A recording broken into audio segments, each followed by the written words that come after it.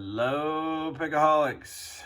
I come to you today with another challenge lock from Mr. Harry Bow. Once again, another crazy lock. This one is Griffin. Another one of his monsters, number 115.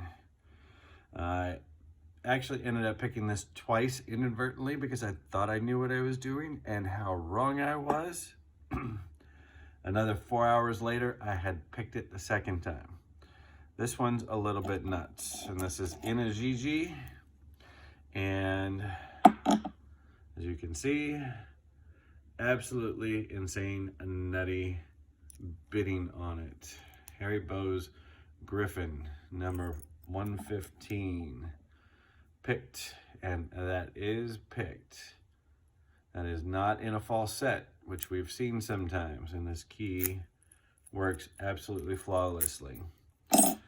I am guessing that inside this lock, I can feel serrations, I can feel maybe a serrated taper, but there's also some other weird stuff going on. This thing's set in a couple different ways. Maybe there's some gin spools.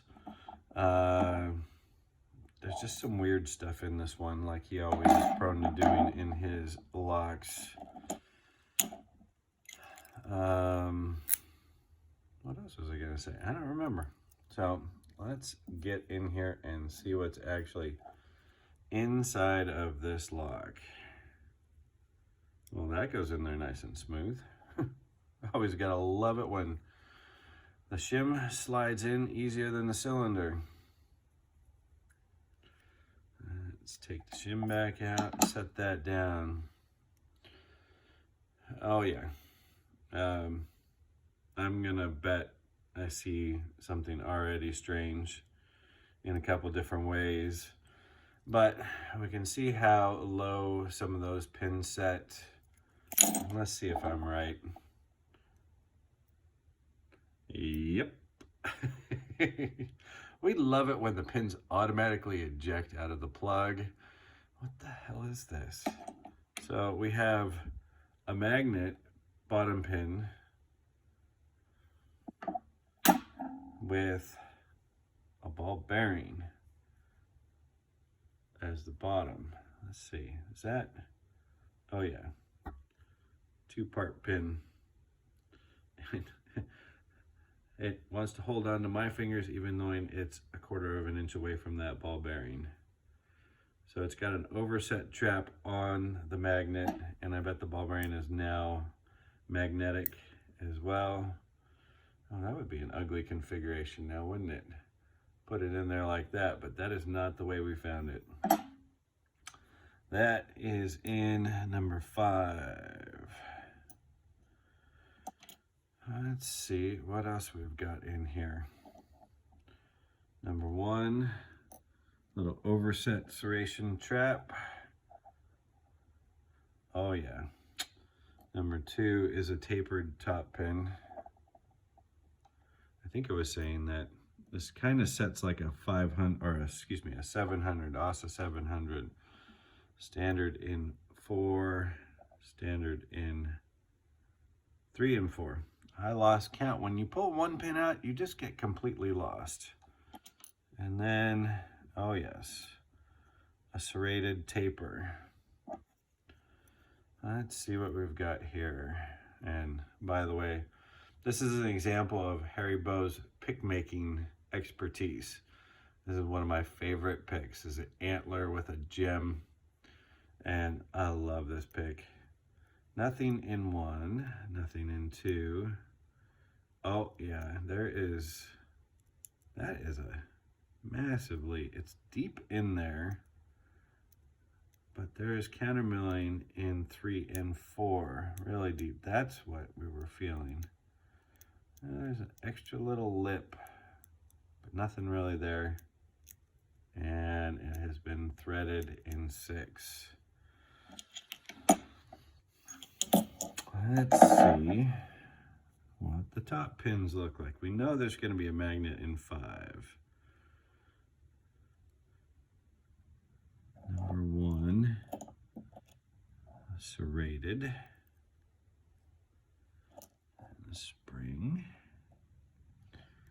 like a serrated spool in number 1. Oh yes, and yeah, a serrated taper as a top pin for number 2 on top of the deepest cut in the key. Oh yeah, no, it's not really a gin, but it is a beautiful spool, like we're prone to see. He makes some of the prettiest spools. There we go. These Gege springs are so long. Always are. Lovely, lovely locks, Gege's. I have a regular one I have not been able to pick yet. Oops. We've got things jumping up ahead of schedule.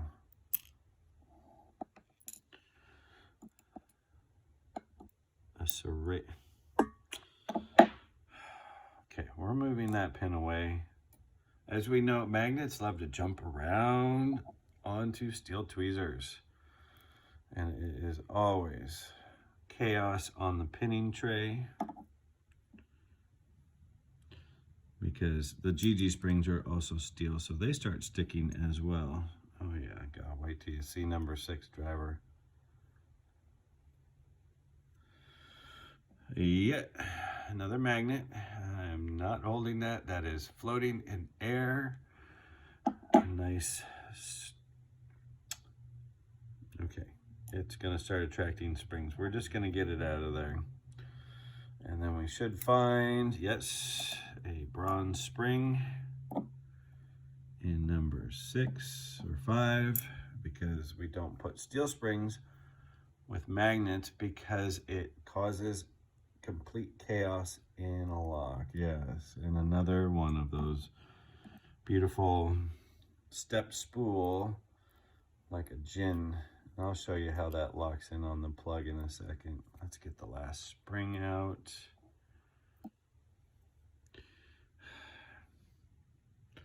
I get tired of all my tools becoming magnetic, and I have to demagnetize them every single time I play with a Harry bow. Harry, can I just get one lock with no magnets in it, please? I know it's not gonna happen, but let's see. Let's see if we can see anything.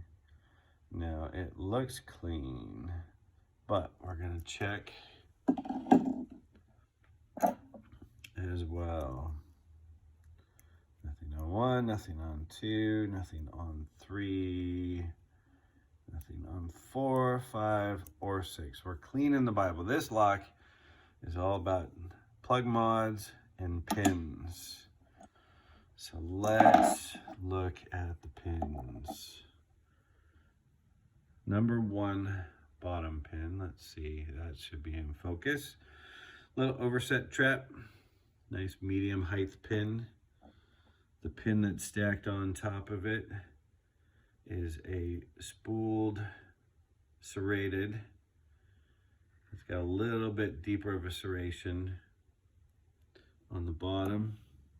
Always make sure when you pull pins out of locks, you see the orientation. I have seen this so many times in Harry Bow's locks that you have to really pay attention to where and how things come out. I had to put one back together again, which I sent off to Mr. Paradise, and it took him an hour to pick it. But when I pulled it apart, pins were reversed in the wrong spot.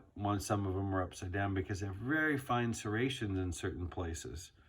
So on this one, number 2, we have a serrated taper. That is just beautiful taper on the top of that. Sitting on top of that is that serrated? Yes, it is. Some fine serrations on top of another taper. No threading in that chamber, but those serrations are still fine enough to catch on the edges. You don't need to see a standard bottom pin. Number 3 and 4 are this stepped, really, I mean, let's see if we can actually see how square that is. It's hard for me to see because I'm blind. But that is meant to lock into the serrations in that particular 3 and 4, and it's deep. Wow, that just absolutely locks in there. Yeah. Oh, you can't see that because the tweezers are in the way. I'm holding the plug by the pin held into on that lock in place. This is a test that some of the CL makers will do.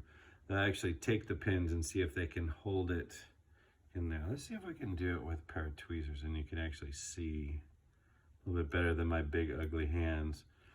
They, well, hold them there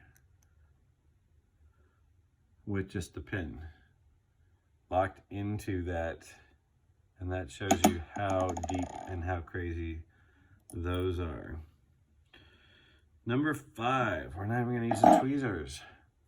Bottom pin, ball bearing on top or below a magnet with an overset serration trap torpedo top. And keep that away from the driver. Driver is a spool, more like a large serration spool, not really some of the bigger spools that we're used to seeing. Number 6, the super high one hiding in the back with threaded chamber, serrated taper. This one was fun. This lock really sets in a very, very specific sequence. And this is another one. This is, wow, that is some fine, fine serrations there, Mr. Harry. Tapered on the tip to make your life a living hell. Serrations, taper, everything else. And that was mostly in camera. There we go. That is Harry Bow's Griffin, number 115.